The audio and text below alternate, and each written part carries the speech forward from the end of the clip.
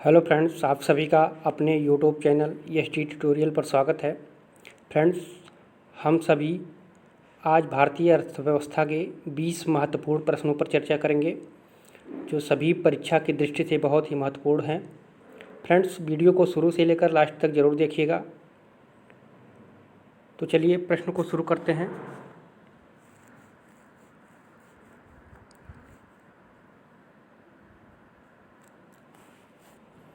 निम्नलिखित में से कौन सा लक्षण भारतीय अर्थव्यवस्था का नहीं है? ऑप्शन नंबर ए है श्रम की न्यून कार्य क्षमता, बी है प्रति व्यक्ति कम आय, सी है पूंजी निर्माण की न्यून दूरी, डी है प्राकृतिक संसाधनों की कमी। तो कौन सा इसमें जो है भारतीय अर्थव्यवस्था का लक्षण नहीं है? तो सही उत्तर हो जाएगा आपका ऑप्शन नंबर डी, प्राकृतिक संसाधनों की कमी। ये जो है भारतीय अर्थव्यवस्था का अंग नहीं है। बाकी तीन, श्रम की न्यून कार्य क्षमता, प्रति व्यक्ति कम आय, पूंजी निर्माण की न्यून दर जो है, ये जो है उसकी लक्षण है। अगले प्रश्न की ओर बढ़ते हैं। भारत में राष्ट्रीय आय का आकलन करता है? ऑप्शन नंबर ए योजना आयोग, बी केंद्रीय सांख्यिकी संगठन, सी राष्ट्रीय आय समिति, डी भारतीय रिजर्व बैंक। तो कौन सा ऑप्शन सही हो जाएगा? तो सही उत्तर हो जाएगा आपका ऑप्शन नंबर बी। ठीक है, भारत में राष्ट्रीय आय का जो आकलन करता है वो केंद्रीय सांख्यिकी संगठन द्वारा किया जाता है। अगले प्रश्न की ओर चलते हैं। हिंदू समृद्धि दर का संबंध किस समृद्धि दर से है?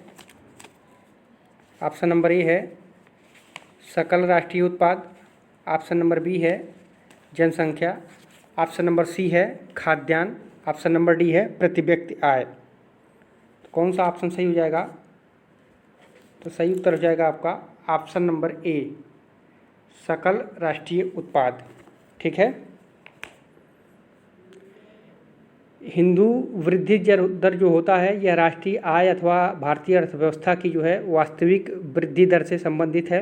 ठीक है, इस अवधारणा के प्रतिपादक जो थे प्रोफेसर राजकृष्ण थे, और 1991 से पहले और स्वाधीनता के प्रथम 3 दशक तक के दौरान जो है भारत की वास्तविक आर्थिक वृद्धि जो है 3.5% प्रति वर्ष की दर से बढ़ने के कारण जो है इसे हिंदू वृद्धि दर की जो है नाम से कहा गया। 3.5% के दर से जो है हिंदू की वृद्धि हो रही थी, इसीलिए जो है इसका नामकरण करके जो है हिंदू समृद्धि दर के नाम से इसे जाना गया। तो इसका हिंदू समृद्धि दर, इसका नामकरण कौन किया था? तो प्रोफेसर राजकृष्ण जो है के द्वारा किया गया था। अगले प्रश्न की ओर चलते हैं।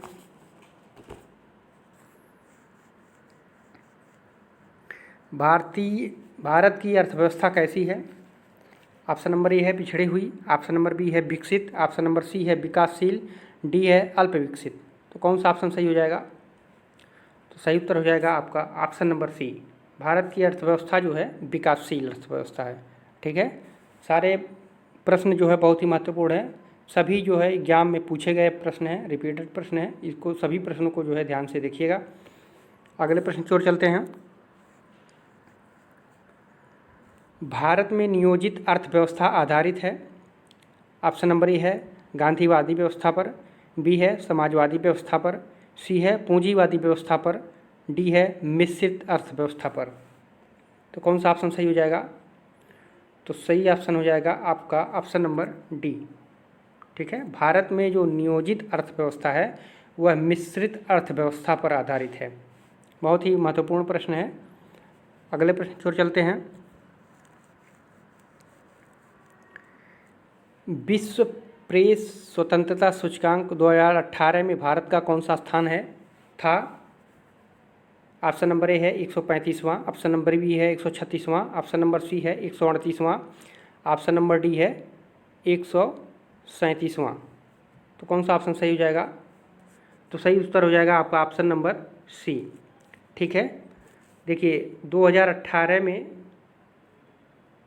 180 देश में भारत का 138वां रैंक था, ठीक है। और जो 2020 में इस समय का देखा जाएगा, 2020 में 180 देशों में, ठीक है, 180 देशों में ही ये देखा जाता है। तो भारत का स्थान जो है 142वां है, ठीक है, 142वें स्थान पे है 2020 के आंकड़ा के अनुसार। अगर पूछेगा तो 180 देश में 142वां स्थान पे है, ठीक है। और पहले स्थान पे कौन सा है? पहले स्थान पे नॉर्वे है। और सबसे अंतिम पावदान पे कौन सा है? उत्तर कोरिया। सबसे अंतिम पे है उत्तर कोरिया। इतना पॉइंट आप लोग याद रखिएगा। विश्व प्रेस स्वतंत्रता सूचकांक में 2018 में भारत का स्थान जो है 138वां था। 180 देशों में इसका स्थान निकाला जाता है और 2020 में 180 देशों में भारत का स्थान 142वां हो गया है। और नॉर्वे जो है पहले स्थान पे है, उत्तरी कोरिया जो है सबसे अंतिम 180वें स्थान पे है, ठीक है। इतना याद रखिएगा आप लोग। अगले प्रश्न की ओर बढ़ते हैं।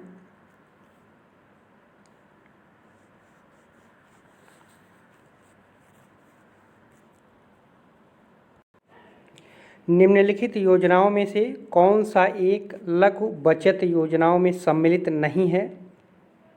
ऑप्शन नंबर ए है सार्वजनिक क्षेत्र बैंक बचत खाता। ऑप्शन नंबर बी है सार्वजनिक भविष्य निधि। सी है वरिष्ठ नागरिक बचत योजना। ऑप्शन नंबर डी है राष्ट्रीय बचत पत्र 8वां निर्गम। तो कौन सा ऑप्शन सही हो जाएगा? तो सही हो जाएगा आपका ऑप्शन नंबर ए, ठीक है, सार्वजनिक क्षेत्र बैंक बचत खाता जो है ये लघु बचत के क्षेत्र में नहीं आता है, क्योंकि यह एक बचत खाता है जो बैंक में जो है सभी लोग खोलते हैं। और बाकी जो सार्वजनिक भविष्य निधि और वरिष्ठ नागरिक बचत योजना, राष्ट्रीय बचत पत्र, ये सभी जो हैं लघु बचत योजनाओं में सम्मिलित हैं। जो सार्वजनिक भविष्य निधि होता है जिसे हम कहते हैं पीपीएफ आप लोग सुने होंगे, ठीक है। पीपीएफ और वरिष्ठ नागरिक बचत योजना ये सब जो है लघु बचत के योजना में सम्मिलित हैं। जो सार्वजनिक बचत खाता है यह एक मात्र बचत खाता ही है, ठीक है। अगले प्रश्न की ओर बढ़ते हैं।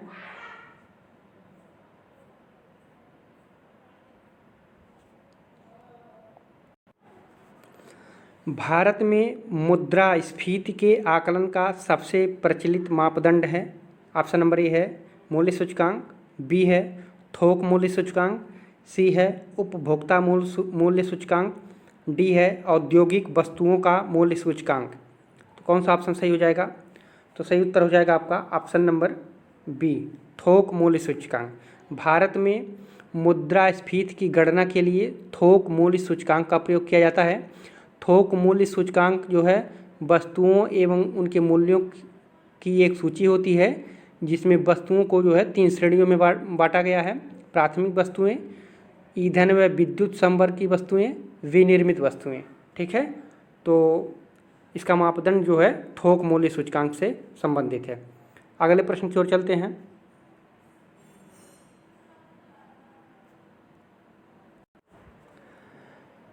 आर्थिक एवं जैविक उपजों का अनुपात कहलाता है। ऑप्शन नंबर ए है भूमि तुल्यांक अनुपात, बी है फसल सूचकांक, सी है बीज सूचकांक, ऑप्शन नंबर डी है कटाई सूचकांक। तो कौन सा ऑप्शन सही हो जाएगा? तो सही उत्तर हो जाएगा आपका ऑप्शन नंबर डी, कटाई सूचकांक, ठीक है। किसी फसल के तैयार हो जाने के बाद उसके जैविक उपज के लिए कटाई की गई सामग्री को थ्रेश किया जाता है, जिससे अनाज और जैविक पुष्प अलग अलग हो जाते हैं।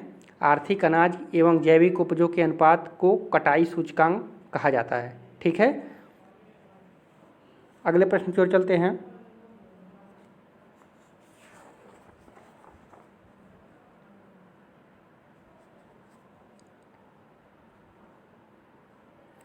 स्फीतिकारी दबाव है। ऑप्शन नंबर ए है सरकारी हलकों में चिंता का कारण बनते हैं।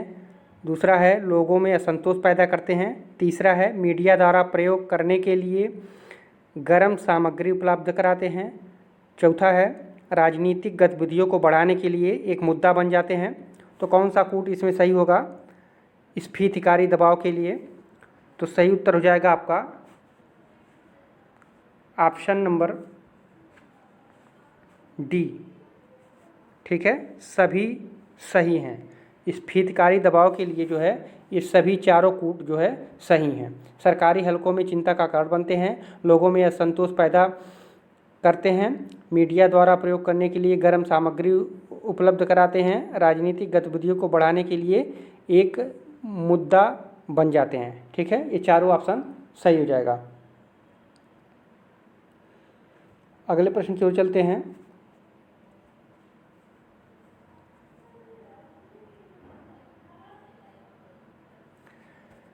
जब कोई देश अपनी मुद्रा का अवमूल्यन करता है तो उसका प्रभाव होता है। ऑप्शन नंबर ए है आयात सस्ते हो जाते हैं और निर्यात महंगे हो जाते हैं।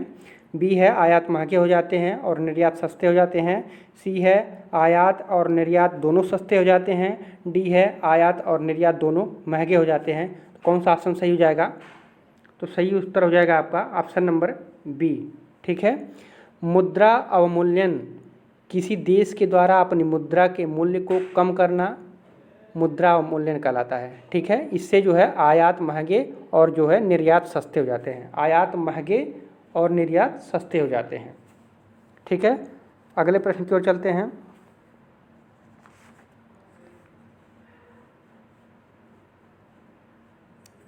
हरा सूचकांक विकसित किया गया है।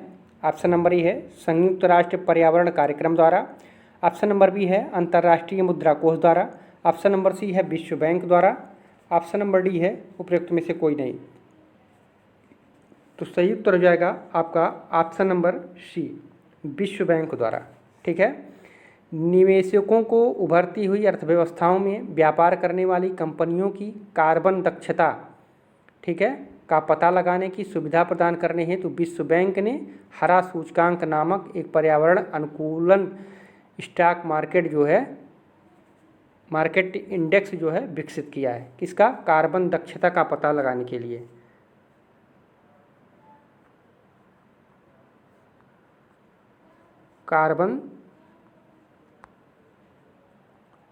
कार्बन दक्षता का पता लगाने के लिए विश्व बैंक द्वारा जो है हरा सूचकांक जो है विकसित किया गया है। ठीक है, ये भी पूछ देगा कि हरा सूचकांक किससे संबंधित है? कार्बन दक्षता के लिए, और ऑप्शन दे देगा। तो आप लोग याद रखिएगा कि कार्बन दक्षता के लिए। अगले प्रश्न की ओर बढ़ते हैं। भारत में पंचवर्षीय योजना को स्वीकार करने का अंतिम अधिकार किसको है? ऑप्शन नंबर ए है योजना आयोग को। ऑप्शन नंबर बी है राष्ट्रीय विकास परिषद को।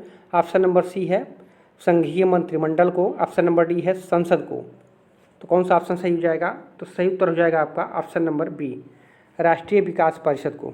भारत में जो पंचवर्षीय योजना लागू किया जाता है उसे अंतिम रूप से स्वीकार करने की जो अधिकार है वो राष्ट्रीय विकास परिषद को है। अब ये एक प्रश्न और बन जाता है कि राष्ट्रीय परिषद का गठन कब हुआ था? तो राष्ट्रीय परिषद का गठन जो है 6 अगस्त, ठीक है, 6 अगस्त 1952 को हुआ था।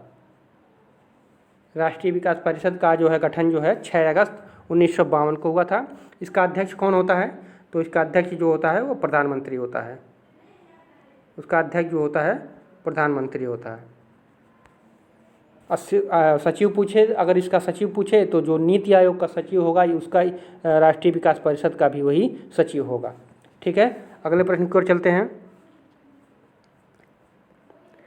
भारतीय पंचवर्षीय योजनाओं का मुख्य उद्देश्य है। ऑप्शन नंबर ए है धन या आय का समान वितरण। ऑप्शन नंबर बी है स्वावलंबन एवं विदेशी सहायता पर निर्भरता कम करना। ऑप्शन नंबर सी है पिछड़ी जातियों का विकास। डी है निजी क्षेत्र की बढ़ती भूमिका। तो कौन सा ऑप्शन सही हो जाएगा? तो सही ऑप्शन हो जाएगा आपका ऑप्शन नंबर बी। ठीक है, पंचवर्षीय योजनाओं का प्रमुख उद्देश्य है स्वावलंबन एवं विदेशी सहायता पर निर्भरता जो है कम करना है। ठीक है, अगले प्रश्न की ओर चलते हैं। गरीबी उन्मूलन का नारा किस पंचवर्षीय योजना में दिया गया था? ऑप्शन नंबर ए है द्वितीय पंचवर्षीय योजना। बी है चतुर्थ पंचवर्षीय योजना। सी है पंचम पंचवर्षीय योजना। डी है छठी पंचवर्षीय योजना। तो कौन सा ऑप्शन सही हो जाएगा?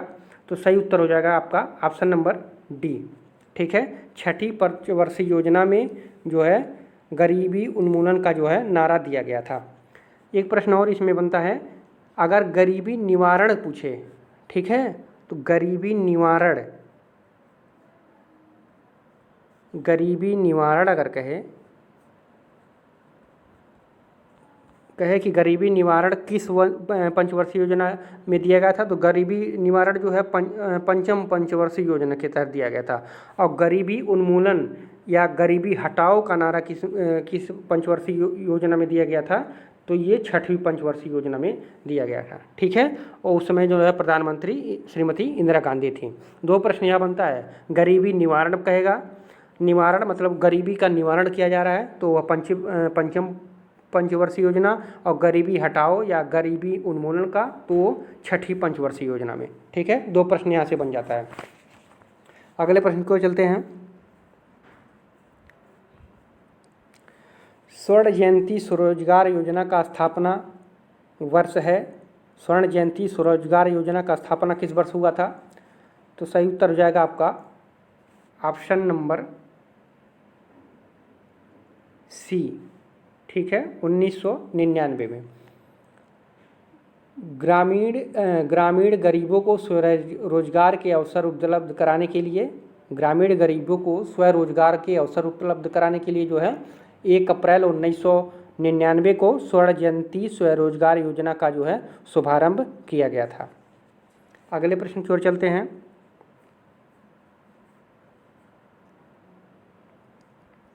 ट्राइमेस एक कार्यक्रम है। ऑप्शन नंबर ए है ग्रामीण विकास का, ऑप्शन नंबर बी है औद्योगिक विकास का, ऑप्शन नंबर सी है शहरी विकास का, ऑप्शन नंबर डी है सुरक्षात्मक तैयारी का। तो ट्राइमेस क्या है, तो ट्राइमेस जो है वो ग्रामीण विकास के लिए संबंधित है। ट्राइमेस का फुल फॉर्म होता है स्वरोजगारी प्रशिक्षण कार्यक्रम। ठीक है, क्या है, स्वरोजगारी प्रशिक्षण कार्यक्रम। निर्धन ग्रामीण युवाओं को जो है स्वरोजगार हेतु तकनीकी प्रशिक्षण देने का जो है कार्यक्रम जो है ये ट्राइमेस करता है। इसकी स्थापना जो है 15 अगस्त 1979 में प्रारंभ हुआ था। ये 15 अगस्त 1979 में जो है इसका गठन किया गया था, 15 अगस्त को। ठीक है, इसमें निर्धन ग्रामीण युवाओं को जो है तकनीकी प्रशिक्षण, रोजगार के लिए तकनीकी प्रशिक्षण देने के लिए जो है ये कार्यक्रम चलाया जाता है ट्राइमेस के द्वारा। अगले प्रश्न की ओर चलते हैं। भारत का प्राचीनतम विशाल उद्योग कौन सा है? ऑप्शन नंबर ए है सूती कपड़ा, बी है लोहा एवं इस्पात, सी है जूट, डी है कागज। तो कौन सा ऑप्शन सही हो जाएगा? तो सही उत्तर हो जाएगा आपका ऑप्शन नंबर ए सूती कपड़ा। आप सब जानते ही होंगे सूती कपड़ा जो है भारत का प्राचीनतम विशाल उद्योग है। अगले प्रश्न की ओर चलते हैं। भारत में सबसे पहले किसने म्यूचुअल फंड का प्रारंभ किया? ऑप्शन नंबर ए है LIC, बी है GIC, सी है UTI, डी है SBI। तो सबसे पहले किसने जो है म्यूचुअल फंड का प्रारंभ किया था? तो सही ऑप्शन हो जाएगा आपका option number C UTI। UTI का पूरा नाम होता है unit trust of India, unit trust of India. इसकी स्थापना जो है 1964 में भारत सरकार द्वारा की गई थी और वहीं से जो है म्यूचुअल फंड का जो है शुभारंभ हुआ था। ठीक है, इसको याद कर लीजिएगा, यूनिट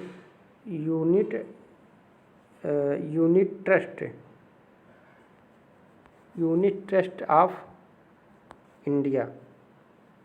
ठीक है, यूनिट ट्रस्ट ऑफ इंडिया, इसकी स्थापना जो है 1964 में भारत सरकार द्वारा किया गया था।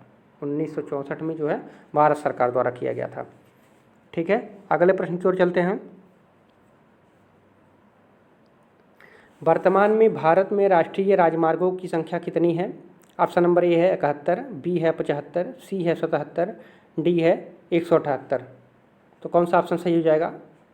तो इन चारों में से कोई ऑप्शन नहीं सही होगा। वर्तमान समय में जो है इसकी संख्या जो है 228 हो गई है। ठीक है, 228 राष्ट्रीय राजमार्ग हो गए हैं। और सबसे लंबा राष्ट्रीय राजमार्ग पूछे तो NH 44 जो जम्मू कश्मीर के श्रीनगर से जो है कन्याकुमारी तक जो है सबसे लंबा जो है नेशनल हाईवे NH-44 है, और इसकी लंबाई जो है करीब 3745 किलोमीटर है। ठीक है, इसमें 3-4 क्वेश्चन बनते हैं। पहला तो हो गया, वर्तमान में भारत में राष्ट्रीय राजमार्गों की संख्या कितनी है, तो कितना हो जाएगा, 228 हो जाएगा। और सबसे लंबा राष्ट्रीय राजमार्ग कौन सा है, तो NH-44 हो जाएगा। इसकी लंबाई कितनी है, तो 3745 हो जाएगा। ठीक है, यहाँ से 3 पॉइंट है, 3 पॉइंट को बहुत अच्छी तरीके से देख लीजिएगा। ठीक है, तो फ्रेंड्स कैसे लगे 20 प्रश्न, बहुत ही महत्वपूर्ण थे, सभी परीक्षाओं के लिए बहुत ही महत्वपूर्ण थे। कमेंट करके ज़रूर बताइएगा कैसे लगे ये भी 20 प्रश्न। अगर वीडियो अच्छा लगा होगा तो चैनल को सब्सक्राइब कीजिएगा, लाइक कीजिएगा और अपने दोस्तों में शेयर कीजिएगा। फिर मिलते हैं अगले पार्ट में और 20 महत्वपूर्ण प्रश्नों के साथ। तब तक के लिए बहुत बहुत धन्यवाद।